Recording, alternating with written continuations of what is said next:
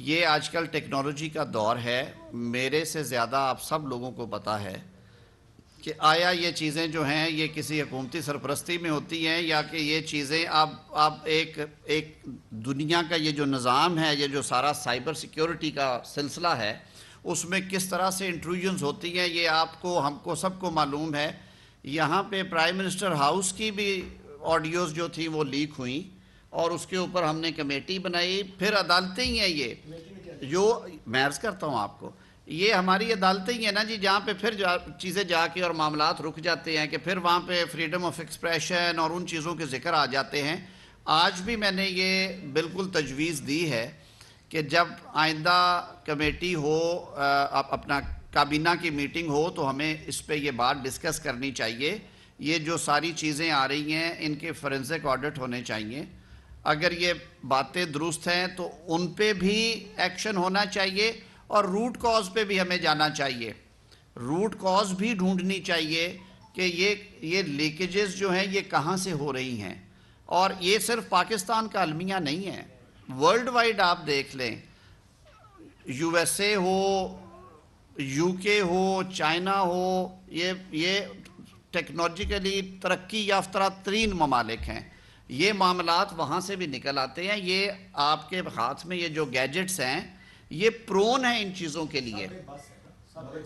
بے بسی نہیں ہے, یہ سائنس سے لڑائی ہے. جی ایک سیکنڈ, کہ اگر کل کو میں آپ کی اور محمد جنیجو کی یا آپ کی آپ کسی گرل فرینڈ کی ویڈیو جاری کر دوں اور آپ ایز اے وفاقی وزیر کے طور پر بغیر اس کا فورنسک آڈٹ اپنا پولیٹیکل بیانیہ اس پہ دے دیں گے کہ نہیں دیں گے؟ انہوں نے یہ سوال کیا ہے. آپ ایک پولیٹیکل بیانیہ دے رہے ہیں سپریم کورٹ آف پاکستان کے خلاف. 90 ڈیز الیکشن جو ہے وہ چیف منسٹر کا اختیار تھا, چیف منسٹر سے اسمبلی توڑ دی, 90 دن میں انتخابات ہونے چاہیے. اب آپ اس کے اوپر اپنا پولیٹیکل بیانیہ ایک ایسی چیز کے اوپر جو بھی پروون نہیں ہے اس کے اوپر آپ اپنا میں عرض کر دوں جی. پہلی بات تو یہ ہے کہ چیف منسٹر کا یہ اختیار نہیں ہے کہ وہ 90 دن میں الیکشن کروائے. یہ اختیار الیکشن میری عرض سن لینا, یہ میری عرض تو سن لینا جی. یہ اختیار الیکشن کمیشن کا ہے آرٹیکل 218 کے تحت, اور الیکشن کمیشن نے ہی الیکشنز کو انشور کرنا ہے. یہ اختیار صحیح استعمال ہوا یا غلط استعمال ہوا اس کا فیصلہ عدالت نے کرنا تھا. دو معزز جج صاحبان نے 9 رکنی بینچ میں یہ کویسچن فریم کر کے انہوں نے سامنے رکھا عدالت کے کہ اسمبلی کسی ایک شخص کی انا پہ توڑی گئی ہے یا آئین اور قانون کے تقاضوں کو پورا کرتے ہوئے توڑی گئی ہے. بجائے اس کے کہ اس سوال کا جواب دیا جاتا, بینچ ہی توڑ دیا گیا. اور پھر بعد میں بات ثابت ہوئی کہ انہوں نے جب 4 جج صاحبان کا فیصلہ آیا تو انہوں نے یہ لکھا کہ یہ سب سے بنیادی کویسچن تھا جو حل ہونا چاہیے. اب آپ نے بات کی ہے کہ فورینزک ہونے سے پہلے بات ہونی چاہیے یا نہیں ہونی چاہیے. فورینزک, میں خود یہ بات آپ سے پہلے کر چکا ہوں کہ فورینزک ہونا چاہیے, لیکن یہ بات پہلی دفعہ تو نہیں آ رہی. یہ بات تو وہ ڈھکے چھپے لفظوں میں اگلے دن ایک مسجد میں بھی یہ بات کر دی گئی تھی, بہت سارے سوالوں کے جواب دے دیے گئے اور آن ریکارڈ یہ کہا جاتا ہے. اور دوسری بات ہے کہ خواجہ طارق رحیم صاحب ان کے وکیل ہیں, ان کی خواہشات پہ کوئی قدغن نہیں ہے اور ہم تو اس حوالے سے بات کر رہے ہیں. بات یہ ہے, ایک سیکنڈ یار, یہ بات یہ ہے, اب ثاقب نثار صاحب کی آواز کو اعظم صاحب نہیں جانتے یا میں نہیں جانتا, احمد طارق رحیم کی میں سن تو لینا.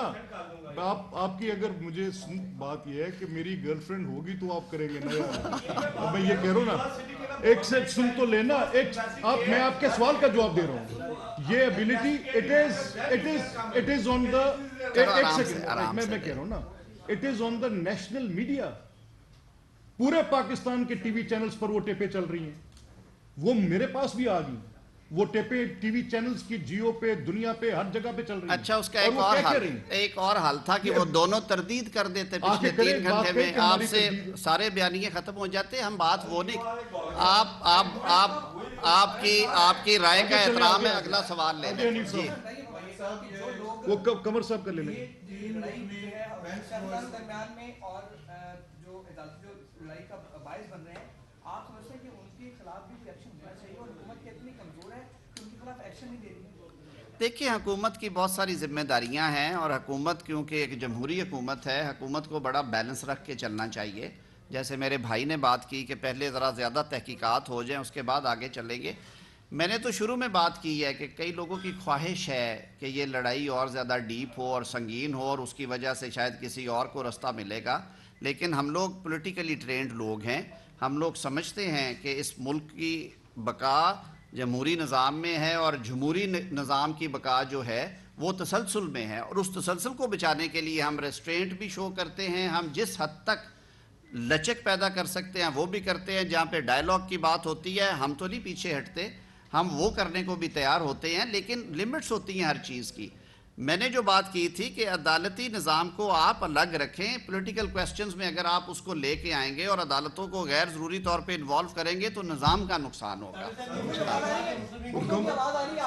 کمر کا کوشچن تین رکنی بینچ جو بات کر رہا ہے کیسز کی، پی ڈی ایم کی تمام پارٹیز نے اور خود پارلیمان نے اس کے خلاف قرارداد پاس کی ہے، اور آپ کا یہ موقف ہے کہ یہ غیر قانونی بینچ ہے، انلیگل ہے، اس کو کیس کی سماعت کا کوئی اختیار نہیں، اور اس کے باوجود آپ وہاں پہ پیش بھی ہو رہے ہیں، اور جب انہوں نے کہا کہ پولیٹیکل پارٹیز آئیں اور ڈائیلاگ کریں اس میں آپ پیش بھی ہو رہے ہیں، یہ آپ کی کنفیوزڈ پالیسی لگ رہی ہے۔ یا تو آپ جب انلیگل بینچ ہے اور آپ نے پارلیمان نے قرارداد پاس کر لی ہے تو پھر پارلیمان کی سپرمیسی کو تو مد نظر رکھے، اس نے ایک فیصلہ لے دیا پارلیمان نے، پھر آپ اس عدالت کے سامنے کیوں ایز اے پولیٹیکل پارٹی؟ یہ بھی لے لیں اور یہ بھی لے لیں۔ بھی بتا دیجیے گا کیا اس سارے کرائسس کا کیا اسی طرح ہی ہمیں آگے چلنا ہے یا کوئی اینڈ بھی ہونا ہے کہیں پہ؟ دیکھیے جی، جہاں تک تو آپ نے بینچ کی بات کی ہے، ہمیشہ سے یہ جوڈیشل پروپرائٹی رہی ہے کہ یہ سب سے پہلی بات تو یہ ہے کہ یہ سوال جو ہے یہ اس معزز بینچ کے لیے ہے۔